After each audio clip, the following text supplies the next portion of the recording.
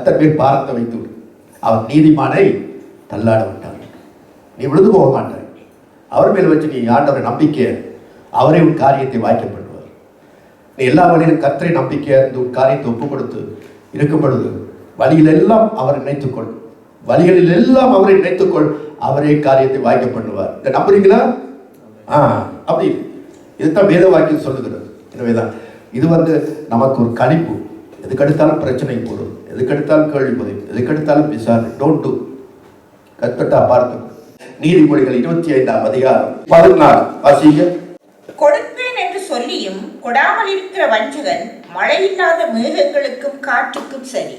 பாருங்க, ஒரு என்ன ஒரு பெதரோட பேசுறார். ஒரு பெதரை உப்பு காட்டி, அதாவது இந்த கொடுப்பேன் என்று சொல்லி, அதாவது ஒரு வாயால் ஒரு பொருத்தனை பண்ணுனா, அது ஆண்டவருக்கோ ஒரு சபைக்கோ அல்லது ஏதாவது காரியத்தில் ஒரு பொருத்தனை பண்ணுனா, அந்த பொருத்தனையை நிறைவேற்றாட்டி அவன் வஞ்சகன். அது மிக டேஞ்சரான காரியம். அந்த பொருத்தனை பண்ணாமல் இருக்க நல்லது, அது பாவம் இல்லை. ஆனால் பொருத்தனை ஒன்று பண்ணிட்டு ஆண்டவருக்கு ஊழியம் செய்வேன், நான் இந்த சபையில் நிலைத்திருப்பேன், நான் ஆண்டவருக்கு கொடுப்பேன், நான் இதை பங்களிப்பு செய்வேன், நான் இனிமேல் அப்படி இப்படி செய்ய மாட்டேன் என்று வருஷத்தின் முதல் நாள் ஜனவரி 1ஆம் தேதி அல்லது டிசம்பர் 31ஆம் தேதி 12 மணிக்கு எடுக்கிற பொருத்தனைகள் தீர்மானங்கள் 3 மாதம் போக காத்துல பறக்கும். இது அவனுக்கு வாஞ்சம். அது பார்த்து பேச வாய முடி கொண்டு படுத்து நித்திர கொண்டு படிய ஃப்ரெஷ்ஷாக எழுப்பி வீட்டு வேலையை பார்த்துருக்கு. ஏன் அந்த நாளில் வீணாக பொருத்தனை செய்ய வேண்டும்? ஏன் ஆண்டவர் காரியத்தை சொல்ல வேண்டும்? இது எவ்வளோ பெரிய டேஞ்சர்.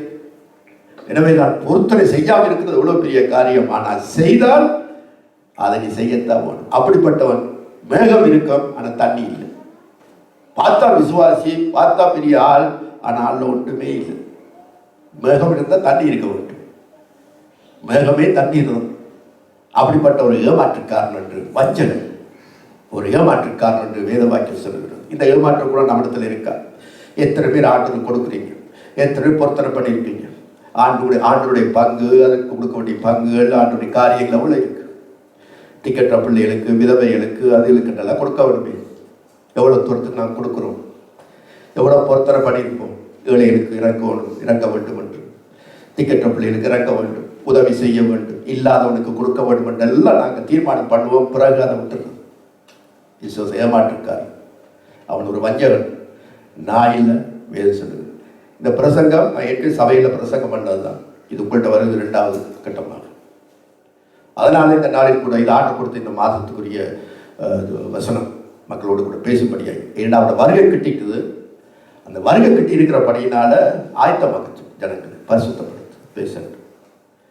பட் வருகை எவ்வளோ சீக்கிரமாக இருக்கட்டு ஒருவர் சொல்ல முடியும். இப்போ நான் உங்களுக்கு ஒரு காரியம் சொன்னால் நீங்கள் நம்புறீங்களோ தெரியாது. அதாவது இப்படி சிந்திக்கிறார்கள் சில மக்கள். எப்படி இருக்கா? இந்த கொரோனா இருக்குல்ல, இந்த கொரோனா இது அகில உலகத்தை ஆட்டி படைக்குது. அதே சமயம் அனைத்து மக்களும் அந்த அரசாங்கத்துக்கு கீழ்படுகிறார். இந்த சட்டத்துக்கு இதுக்கு எதிராக புரட்சியார் செய்ய ஏனெடுபடி பார்லிமெண்ட்டில் கதை இல்லை, ஒட்டுமட்டி எல்லாரும் ஒபீடியன். அவங்க எடுக்கிற சட்டத்துக்கு விட்டு கொடுக்குறாரு. இது ஒரு வகை அந்தி கிறிஸ்துக்கு வழி நடத்துகிற ஒரு காரியம்.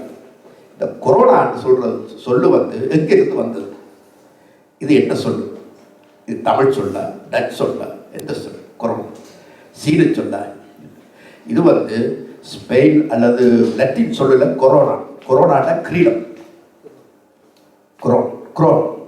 கிரீடம், அதை கொரோனான்னு. நீங்கள் முதலாவது குதிரை வெளிப்படுத்துகிற விசேஷத்தில் ஒரு தலைவர் கிரீடம் இருக்கு.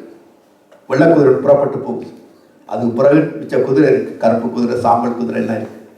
ஒரு வேளை இது அந்த கொரோனா இது சொல்லப்பட்ட வெளிப்படுத்துகிற விசேஷம் இதுதான் போல இருக்கின்றா. ஜனங்கள் ஒப்பு கொடுக்கப்படுகிறார்கள், அரசாங்கத்துக்கு கொடுக்க கீழ்ப்படுகிறார்கள். நீ அடுத்தடுத்து வரப்போற காரியம் 2ஆம் இடத்துல வெள்ளி இருக்குன்னு அம்பு இல்லை. அந்த மாதிரியான ஒரு சூழ்நிலை என்று எதிர்பார்க்கிறார். நான் சொல்லல, ஜனங்கள் அதை யோசிக்கிறார்கள். சில வேத அறிஞர்கள் இது ஒரு முதல் குதிரை விடப்பட்டிருக்கலாம் வெளிப்படுத்துகிற விசேஷத்தை. இனி வரப்போகிற பஞ்சம், மரணம் அதெல்லாம் இருக்கு. பின்னுக்கு சாவு, பட்டினி எல்லாம். அடுத்த குதிரை எப்போ வலிக்கிறது தெரியாது. ஒருவேளை அடுத்த வருஷம், 2வது வருஷம் இருக்கவே இருக்கு. அதனால உங்களோட வருகையை ஆயத்தப்படுத்த வேண்டியது. வேதத்தை ஆராய்ச்சி பாருங்க. சில இப்படி இருக்கு பாருங்க. உலகம் எங்கும் நடுங்கிற காரியம். இது எங்க எப்பொழுது சம்பவிச்சிருக்கு. அதே சமயம் ஆண்டவருடைய வருகை மிக சமீபமாக இருக்கிறது, மிக மிக இருக்கிறது, மிக ஆயத்தமாக இருக்கிறது. அடுத்த வாசித்து பாருங்கள் 25:15. நீண்ட பொறுமையினால் பிறவையும் சம்மதிக்க பண்ணலாம், இனிய நாவு எலும்பையும் நொறுக்கும். பாருங்கள், பொறுமை இல்லாத வாழ்க்கை. பொறுமையினால் பிரபுவையே சம்மதிக்க பண்ணலாம். அதான் பேஷண்ட் இல்லாத வாழ்க்கை. எல்லாம் அவசரம். பதறுகிற காரியம் சிதறாது, பதறி செய்கிற காரியம் சிதறி போகும். ஹாஸ்ட் மேக்ஸ் வேஸ்ட் சொல்லுவார்கள் இங்கிலீஷ்ல. அதாவது அவசரம் எல்லாத்தையும் வேஸ்ட் ஆகும். தானத்திலே பெரிய தானம் என்ன தானம்? அன்னதானம், கண்தானம். என்ன தானம்? நிதானம். தானங்களிலே பெரிய தானம் ஏதோ 100 பேருக்கு சாப்பாடு போட்டு அன்னதானத்திலும் பார்க்க, கண்தானத்திலும் பார்க்க, இரத்த தானத்திலும் பார்க்க, என்ன தானம் செய்தாலும் நிதானம். அதுதான் வந்து முக்கியமாக எல்லா காரியத்திலும் நிதானம், நீடிய பொறுமை. ஆண்டருடைய குணத்திலே ஒன்று நீடிய பொறுமை, ஆவிக்குரிய கனிகளிலே ஒன்று நீடிய பொறுமை, சகிப்புத்தன்மை, பொறுமையா இருக்கிறது. யோபுவின் பொறுமையை குறித்து கேள்விப்பட்டீர்களே. யாக்கோபு சொல்லுகிறார், யோபு பாருங்கள், அவருக்கு எல்லாமே போயிற்று. பிள்ளைகள் செத்து போச்சு, சொத்து பத்து போயிற்று, எல்லாமே போயிற்று. மனைவி கூட எதிராளியா வந்து நிற்கிறார். சரீரம் இருந்தாலும் நாய் வந்து நக்குது. புண்ணு எப்படி இருக்கப்பட்ட வாழ்க்கை? நாய் வந்து நக்குது, புண்ணு. அவருடைய வாழ்க்கை யோசிச்சு பாருங்க. ஆனாலும் அவர் வாயினால பாவம் செய்ய அவருடைய நண்பர்கள் வந்து திட்டுகிறார்கள், குற்றம் சுமத்துகிறார்கள். ஆனாலும் அவர் பொறுமையை காத்துக் கொண்டார். நான் போகும் வழியை அவர் அறிவார், எனக்கு தெரியாது. ஏன் எனக்கு இதெல்லாம் சம்பவிக்கிறது எனக்கு தெரியாது, ஆனால் அவர் அறிவார். ஆனால் சோதிக்கப்பட்ட பின்பு பொன்னாய் விளங்குவேன், அது மட்டும் எனக்கு தெரியும். அதுதான் ஒரு விசுவாசியுடைய வாழ்க்கையில் இருக்க வேண்டிய காரியம், பொறுமையாக. காலத்துக்கு முன்னே நியாய தீர்ப்பு செய்யாதிருக்கின்ற நியாயாதிபதி வாசல்படியில் இருக்கிறார்.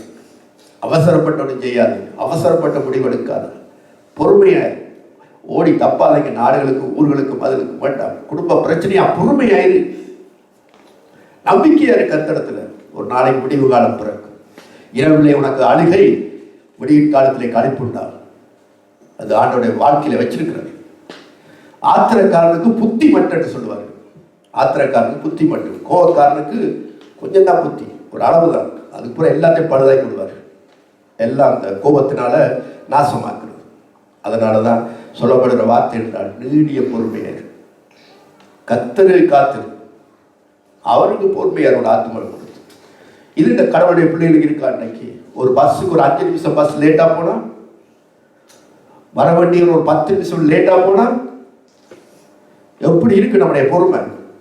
எவ்வளவு பெருமூச்சு, எவ்வளவு திட்டு, எவ்வளவு சாபம், எவ்வளவு செய்வார்கள், எவ்வளவு கதைகள். இன்றைக்கு ஒரு சாதாரண பஸ்ஸுக்கு ஒரு 10 நிமிஷம் நிற்கல, ஒரு ஆராதனை ஒரு 10 ஒரு 15 நிமிஷம் கொஞ்சம் நீடித்ததுன்னு சொன்னா பொறுமையை பார்க்கலாம். இல்லைன்ற பொறுமை, ஆஹா, பொறுமை என்ற கனி அப்படியே தோக்கம் அப்படியில் இருக்கு.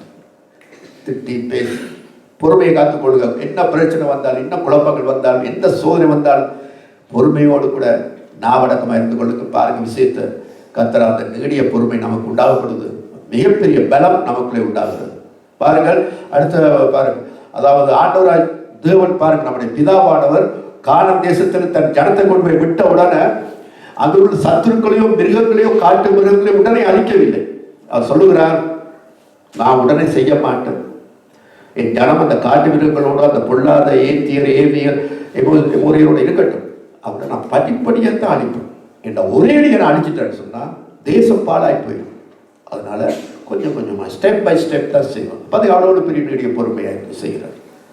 அதே போல் உங்களுடைய வாழ்க்கையில் அடுத்தது சொல்லுவாப்பா, என்னென்ன காலிப்பு இப்போ சொன்ன இது வரைக்கும் மேன்மை அடையாது, பெருமையா ஈகோ எடுத்து போடுது, தன்மையில பார்த்து ஈகோ. ரெண்டாவது என்ன சொல்லு, கொடுப்பேன் என்று சொல்லியும் வஞ்சகன். மூன்றாவது பொறுமையை குறித்து நான் பேசுகிறேன். சரி, வாசிக்க 25:18.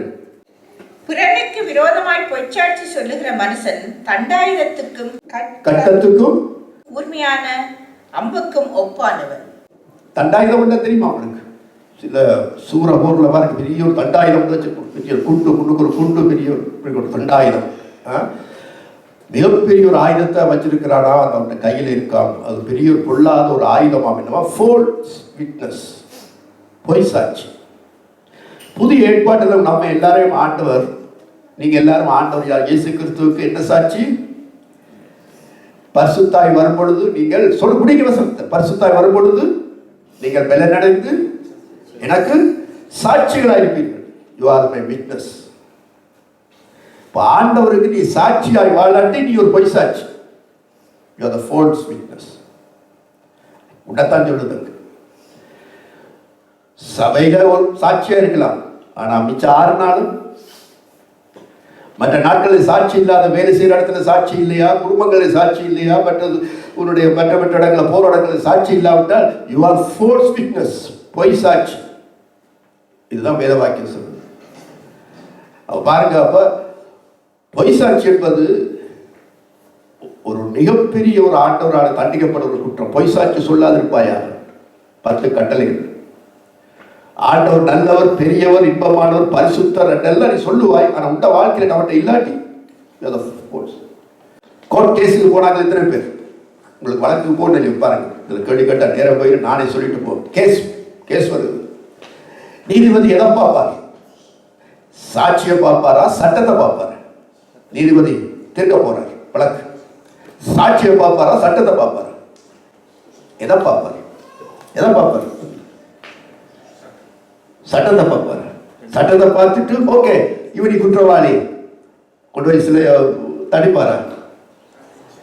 சாட்சியை பார்ப்பாரா? சட்டம் இல்லாட்டி சாட்சி என்ன சொன்னார்? சட்டம் அப்படி சொல்லலையே. இந்த 2 முக்கியம் ஒரு தீர்ப்பு.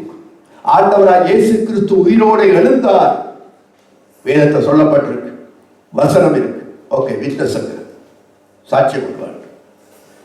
தீர்ப்பு செய்து புதியவர்களுக்கு நாங்கள் போய் இயேசு கிறிஸ்து அறிவிக்கும் பொழுது, இயேசு கிறிஸ்து உயிர் தெழுந்தார், இயேசு கிறிஸ்து தான் ஆண்டவர், அவர்தான் இவர் என்று நீ சொல்வாயினால் அடுத்தது சாட்சியை கொண்டு வா. இந்த பார், என்னப்பா, நான் தான் சாட்சி. அதுக்கு என் முந்தின வாழ்க்கையை பார், இப்பொழுது என்ன வாழ்க்கையை பார் என்று அவனுடைய சாட்சியை பார்க்க வேண்டும். அதுக்கு பிறகு தீர்ப்பு. எஸ், நீ சொல்ற ஆண்டவர் உயிரோடு இருக்கிறார், இல்லாட்டி ரிஜெக்ட் கேஸ். அதனால தான் வழக்கில் சாட்சி முக்கியம். ஒருவனை கொலை செய்யும் பொழுது ஒருவன் பார்த்தால் நீ கொலை செய்தாயான்னு நீதிபதி கேட்பார். அவனை நீ கொலை செய்யும் பொழுது நீ எங்கே இருந்தாய்? அவன் சொல்லுவார், ஐயா நான் அந்த இடத்துல இருந்தேன். என்ன செய்தார் சொல்? 2 பேரும் வாக்குவாதப்பட்டதை நீ பார்த்தேன். இவன் என்ன செய்தார்? ஒரு கத்தி எடுத்து அவனை குத்த போடும். அந்த நேரம் பார்த்து பாலாய் போன ஒரு காத்து வந்து விழுந்து கண்ணில் தூசி விழுந்து கண்ணை துடைச்சு பார்த்த பொழுது அவன் ரத்த வெள்ளத்திலே விழுந்து கிடந்தான். எனவே இவர் தான் கொலை செய்தார் என்று நான் ஆணித்தரமா சொல்றேன் ஐயா. இவர் சாட்சி சொல்றார். ரிஜெக்ட். நீ குத்துனதை பார்த்தியா? இல்ல. கத்தி எடுத்ததான் நீ பார்த்த, குத்துறது பார்க்கலையே. போ, சாட்சி முக்கியம். அதனால தான் வழக்குகளில் அவர் சாட்சியை ஹை செக்யூரிட்டி கொண்டு போவார். ஹை செக்யூரிட்டி அவனுக்கு. 2வது கொலை செய்துட்டா எதிர்த்தரப்பு வழக்கு முடிச்சு ஹை செக்யூரிட்டி கொடுப்பாரு. உயர் ராணுவ பாதுகாப்பு கூட கவனம் வச்சு கொள்ளுங்க, வீட்டில் கவனம் வச்சு கொள்ளுங்க. அந்த வழக்கு விசாரணையில் சாட்சி சொல்லும் பொழுதுதான் கேட்டு நீதிபதி ஈபிகோ 550 சட்டத்தின்படி, எனவே நீ கொலை செய்யப்படுகிறார், உனக்கு மரண தண்டனை. சாட்சி போதும். இதுதான் ஆண்டவர் சொன்ன உன்னை எனக்கு சாட்சியா வச்சிருக்கிறார். இன்னைக்கு சாட்சி இல்ல, காட்சி தான். காட்சி ஷோ, சாட்சி போச்சு. பாட்டு சபை இருக்குது, பாட்டு எல்லாம் இருக்கு, எல்லாம் ஷோ இருக்கு, சாட்சி இருக்கா? இல்ல போச்சு. இப்ப என்ன ஆண்டோடைய நாம் மகிமைப்படும் ஃபோர்ஸ் சாட்சி. எனவேதான் கலைப்பு சாட்சியா வாழ்ந்து கொள்ளும். இருக்கிற இடத்துல நீங்க ஆண்டவர் 100 யூரோ கொடுத்துட்டு 200 யூரோ கேட்க மாட்டார். 100 யூரோ கொடுத்து போட்டு கொண்டு வர, நான் கொடுத்த 200க்கு 100க்கு 100 தான் கேட்பார். அதே போல நீ கொடுத்த குடும்பம், கொடுத்த பிள்ளைகளுக்கு முன்பு, கொடுத்த சபைக்கு முன்பு, கொடுத்த உறவினர் முன்பு இருக்கிற இடத்துல கொடுத்து சாட்சியா வாழ்ந்து கொள்ளும். அதைத்தான் கேட்பார். நீ உலகம் வந்து போனியா சாட்சி வேண்டாம், இதுக்குள்ள இருக்கு. இதுதான் அவருடைய கேள்வி. இதுக்கு மேல போக மாட்டேன். சரி அன்பானவர்களே, அடுத்தது நாங்கள் பார்ப்போம் 25ஆம் அதிகாரம் 23, 24. வடகாற்று மழையையும் புறம் கூறுகிற நாவு கோப முகத்தையும் பிறப்பிக்கும். புறம் கூறுதல் மற்றது. சண்டைக்காரியோடு ஒரு பெரிய வீட்டில் குடியிருப்பதை பார்க்கிலும் வீட்டின் மேல் ஒரு மூலையில் தங்குவதே நலம். நலம். இது அடிக்கடி சில கடவுள் நினைச்சிருப்பீங்க எல்லாத்தையும் பாருங்க. சொல்லுகிறார் புறங்கூறுதல். புறங்கூறுதல் என்றால் என்ன? புறங்கூறுதல், ஒருவர் இல்லாத நேரத்தில் அவரை பற்றி கலைக்கிறது புறங்கூறுதல். இது ஒரு கழிப்பு. ஆனால் அவரை வைத்துக் கொண்டு உன்னால் கலைக்க முடியுமா? ஒருவரை பற்றி நீ புறங்கூற விரும்பினா நீ அந்த ஆளை வச்சுக்கொண்டு சொல்ல முடியுமா? சொல்ல மாட்டேன். அவரை கண்டோன்னா, ஐயா சாமி எப்படி இருக்கிறீங்க, சுகமா இருக்கிறீங்களா, ஐயோ உங்களை பார்த்தது எவ்வளவு சந்தோஷம், போன பிறகு இந்த ஆளை பற்றி உங்களுக்கு தெரியுமா? புறங்கூறுதல். இது ஒரு வேர்ஸான பாவம். இதெல்லாம் பாவம் மட்டும் ஜனங்களுக்கு தெரியுதில்லை, இதெல்லாம் களி மட்டும் தெரியுதில்லை. இதெல்லாம் மனுஷனுடைய வாழ்க்கையில் இருந்து இன்றைக்கு ஆளுக்கால் கூடி கூடி நாங்கள் கதைக்கிறோம். நீங்கள் தான் உங்களை நான் சொல்றேன் நினைக்காதே. இன்றைக்கு நடக்கிற சம்பவங்களே இதுதான். 2-3 பேர் கூடனா, உலக மக்கள் கூடனா அரசியல்வாதிகளை பற்றி கதைக்கிறாங்க. இந்த இப்போ ஒரு அரசியலை பற்றி கதைப்பாங்க. ஸ்ரீலங்கா எலெக்ஷன் முடிஞ்சாச்சு, அதை பற்றி கதைப்பாங்க உலக மக்கள். நாங்கள் கூடனா அதெல்லாம் கதைக்க மாட்டோம். ஊழியக்காரனை பற்றி, அவனை பற்றி, இவனை பற்றி, குடும்பங்களை பற்றி, இதெல்லாம் நம்மளுக்கு கதையாது. முன்பு கதைப்பாருங்களா? கதைக்கவே மாட்டார்கள். அப்போ கதைக்காத புறக்கூறுதல் நாவு அறுத்து போடுவார். புறக்கூறுதல் சண்டையை பிறப்பிக்கும். சண்டைக்காரியோட குடியிருப்பதை பார்க்க புறக்கூறுதனால சண்டைகள் தான் உருவாகுது வீடுகளில். அந்த கதையை கட்டி இங்கே கதைக்கிறது, இவற்ற கதையை கட்டி இப்படி கதைக்கிறது, வீட்டில் சண்டை. அதனால இது பார்க்க ஒரு மூளைக்குள்ள எங்கேயாவது ஒரு ஷோல்டருக்குள்ள அதாவது ஹெல்டருக்குள்ள படுக்கிறது அவ்வளோ நல்லவன் அவர் சொல்லுகிறார். சிந்திச்சு பாருங்க. அவ்வளவு தொத்து வேர்ஸ் சமாதானம் இல்லையாம் அந்த வீட்டுக்கு. புறம் கூறுகிற கலைக்கிற வீட்டுக்கு சமாதானம் இருக்காது. No peace. ஆண்டவர் மட்டும் போயிடும் பிரசன்னம். ஆண்டோடைய பிரசன்னம் போயிட்டா பிசாசு அதுக்குள்ள வரும். வேண்டாம், புறம் கூறுதல் பிசாசினுடைய வேலை. ஏழை தோட்டத்தில் புறம் குறிச்சது. தேவன் இல்லாத பொழுது சாத்தான் சொன்ன அட்வைஸ் தான். ஏவாள் அந்த கனியை சாப்பிட்டது புறம் கூறுனது. கடவுளுக்கு கொடுக்க சொல்ல இல்லை சாத்தான். அதனால சொல்லுவது இது சாத்தாண்ட வேலை. அப்படி பேசுகிற வீடுகளில் பிரசனம் இருக்காது, கடவுள் இருக்க மாட்டார். அதனால பிசாசுடைய பிரசனம் துர்ப்பிரசனம் வரும். துர்ப்பிரசனம் வந்தா வீட்டில் இனமறியாத சண்டை, குழப்பங்கள் எல்லாம் உண்டாகும். பி கேர்ஃபுல் கிறிஸ்தவ குடும்பங்கள். ரொம்ப எச்சரிக்கையாக சொல்ற காரியங்கள். சாத்தான எங்க விழுங்கிற கச்சுக்கிற சிங்கம் போல நம்ம வயதோடு சுற்றி திரிகிறான் குடும்பங்களை உடைப்பதற்காக. குடும்பங்களை உடைக்கிறது அவனுடைய வேலையா இருக்கிறது. ஆதின குடும்பத்தை உடைத்தார். எல்லா குடும்பத்தை உடைச்சு சின்ன பின்னமாக்குவதை சாத்தாண்ட ஒரு முழு நோக்கம். அது கிறிஸ்தவ குடும்பங்களை அடுத்த சந்ததிக்கு வெளிச்சம் போகக்கூடாது. அடுத்த சந்ததி ஆண்டவரை விசுவாசிக்க கூடாது, நம்ப கூடாது, அன்பு கூறக்கூடாதுக்காக நொறுக்குவார்களை போட்டு மிக கவனமா இருக்கு. இந்த களிமண்ணை எடுக்க வீட்டில் சந்தோஷமா இருக்க பாருங்க. உங்களோட அடுத்த சந்ததி இயேசுக்காக வாழ வேண்டும், அவர்கள் வசனத்தை கொண்டு போக வேண்டும். அதுக்காக தான் உங்களுக்கு பிள்ளைகளை கொடுத்திருக்கிறார். அதுக்காக தான் கற்பத்தின் கனியை கொடுத்திருக்கிறார். ஜாக்கிரதையா மனம் திரும்பி வெளிப்படையும் பாருங்க அன்பானவர்களே. ஆண்டவராக இயேசு கிறிஸ்து வாழ்க்கை எடுத்து பாருங்க. ஆண்டவராக இயேசு கிறிஸ்து ஏரோதுக்கு முன்பாக நிற்கும் பொழுதோ அல்லது பிலாத்துக்கு முன்பாக நிற்கும் பொழுதோ அவர் குற்றச்சாட்டப்படும் பொழுதோ யாரை பற்றி ஒரு குற்றம் சுமத்தேன்? யாரை பற்றி குற்றம் சுமத்தேன்? புறமுறை. அங்க கலிலேயாவில் நடந்தது அவர் இங்க பேசு. கலிலேயாவில் நடந்த காரியத்தை ஜெருசலேமில் பிரசங்கம் பண்ணீங்க. ஜெருசலேமில் நடந்த துன்பத்தையும் துயரையும் ஒரு கலிலேயாவில் சொல்லி காட்டீங்க. ஒரு இடத்துல பேசு, தனக்குள்ளே வச்சிருக்க. அதுதான் ஆண்டவருடைய பாதை. அவன் செய்தா இப்படி, இவன் செய்தா இப்படி, அவன் சொன்னா இப்படி, இவன் சொன்னா இப்படின்னு ஒன்றுமே பேசு. எச்சரிக்கை இருக்கு சொன்ன. இந்த புளித்த மாவை குறித்து கவனமா இருக்கு, அவங்க உபதேசத்தை குறித்து கவனமா இருக்கு. அது எச்சரித்தார். நீங்களும் மனம் திரும்ப போனா உங்களுக்கு இதுதான் நடக்கும் தான் சொன்னார். அவங்களுக்கு நீங்களும் தப்ப மாட்டீங்கன்னு அவர் கண்டு சொன்னார். அவங்கள பற்றி ஒரு நியாயம் தெரிவிக்காதீங்கன்னு சொன்னார். டயலாக் உங்களுக்கு தெரியாட்டி யோவான் 1ஆம் அதிகாரம், அந்த 1ஆம் அதிகாரத்தில் பாருங்க 10 விதமான சம்பாஷணை இருக்கு. அதை படிச்சு பாருங்க வீட்டில். அந்த மாதிரியான நம்மளுடைய டயலாக் வரட்டும், அந்த மாதிரியான பேச்சு வரட்டும். எந்த சமாதானம் சபையில் மகிழ்ச்சியில் சமாதானம் பாருங்க. எனவேதான் இந்த இதில் பார்க்கும் பொழுது புறம் கூறுதல். ஆக்களை பற்றி கதைக்க வேண்டாம், அவரை பற்றி கதைக்க வேண்டாம், யாரை பற்றி இருக்க வேண்டாம். புறம் கூறுதல் அது ஆண்டவர் இருக்கிற ஒரு பாவம் என்று பார்க்கிறோம். அது ஒரு கழிப்பு. அடுத்ததாக பாருங்க 25, 28. தன் ஆவியை அடக்காத மனுஷன் மதிலிடிந்த பாழான பட்டணம் போலிருக்கிறான். தன் மனதை அடக்காத செல்ஃப் கண்ட்ரோல் இல்லாத மனுஷன் பாலடைந்த பட்டணத்தை போல இருக்கிறான். 16ஆம் அதிகாரம் 32, 16:32. பலவானை பார்க்கிலும் நீடிய சாந்தமுள்ளவன் உத்தமன், பட்டணத்தை பிடிக்கிறவனை பார்க்கிலும் தன் மனதை அடக்குகிறவன் உத்தமன். பாத்தீங்களா? அதாவது மனதை கட்டுப்படுத்தாமல், மனது கண்ட்ரோல், செல்ஃப் கண்ட்ரோல் இல்லாமல் நினைச்சபடி வாழுகிற மனுஷன், செய்கிற மனுஷன் அவன் பெரிய பலவான் அல்ல. இந்த மனம் ஒரு குரங்குன்னு சொல்லுவார். மனம் ஒரு படமே பிடிச்சாங்க. மனம் ஒரு குரங்கு, அதாவது அங்கங்கே தாவி கொண்டு இன்றைக்கு இங்கே இருக்கு. இப்போ கூட மனம் இப்போ எங்கே தாவி இருக்குன்னு எனக்கு தெரியும். இங்கே இருப்பீங்க, கூட மனம் எங்கே தாவி இருக்கு, அங்கே தாவி இங்கே தாவி தான் சுற்றி கொண்டே இருக்கு. மனம் ஒரு அதை கட்டுப்படுத்த முடியாத அளவுக்கு நம்முடைய மனம் அலைய வருது.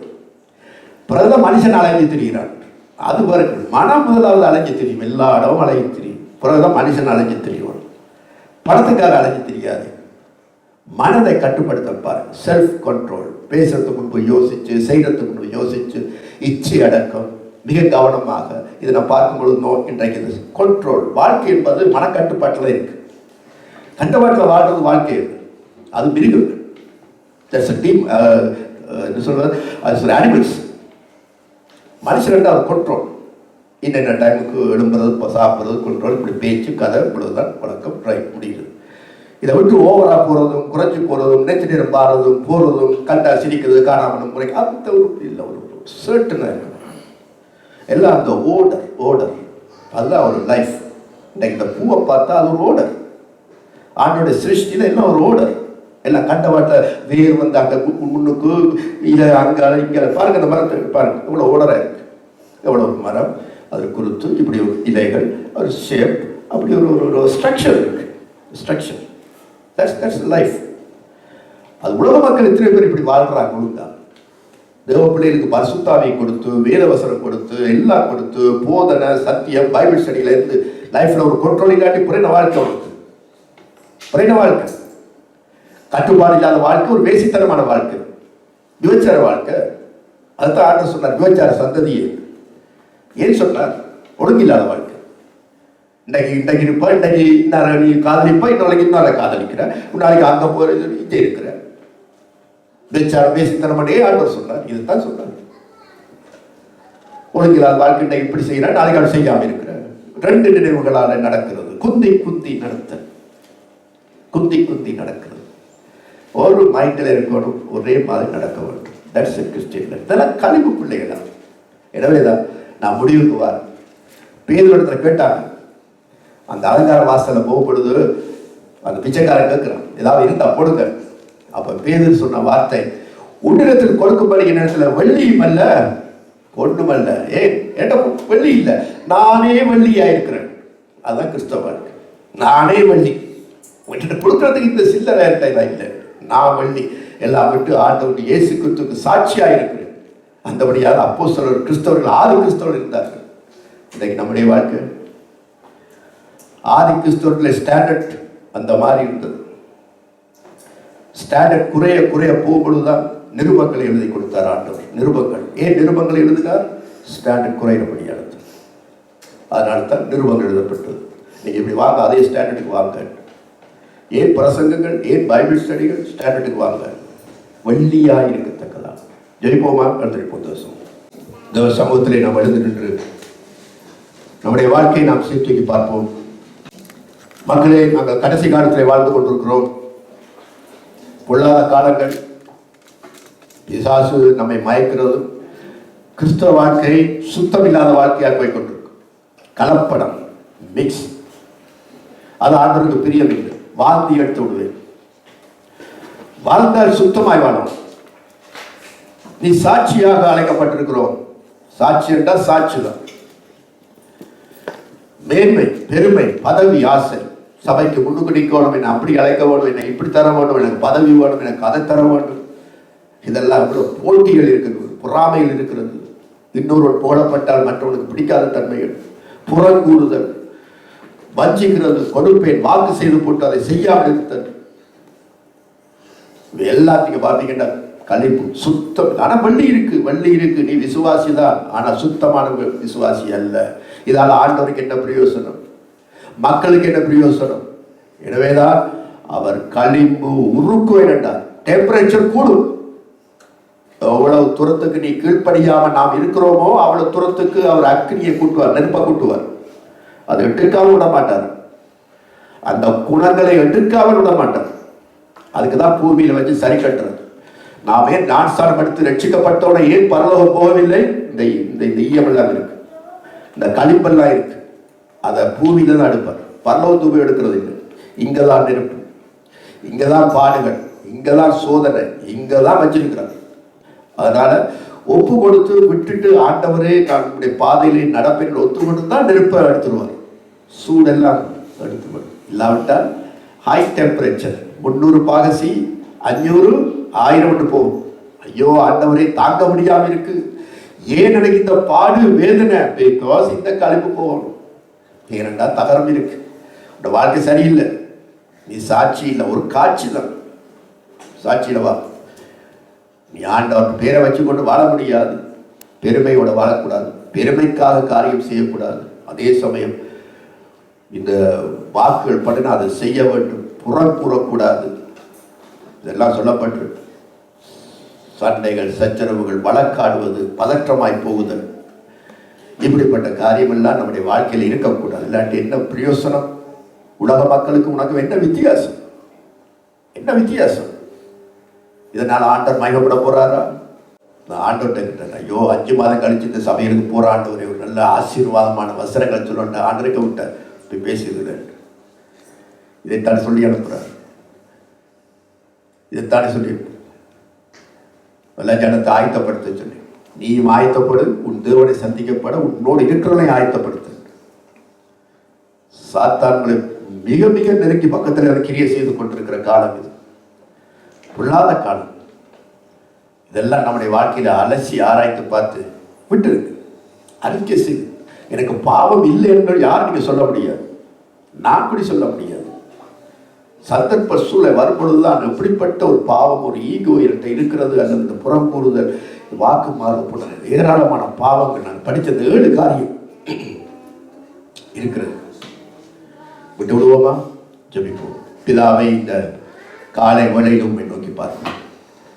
ஆண்டவரே, எங்களுடைய வாழ்க்கையிலே கர்த்தரே சுத்தம் இல்லை என்பதை ஒத்துக்கொள்ளும்.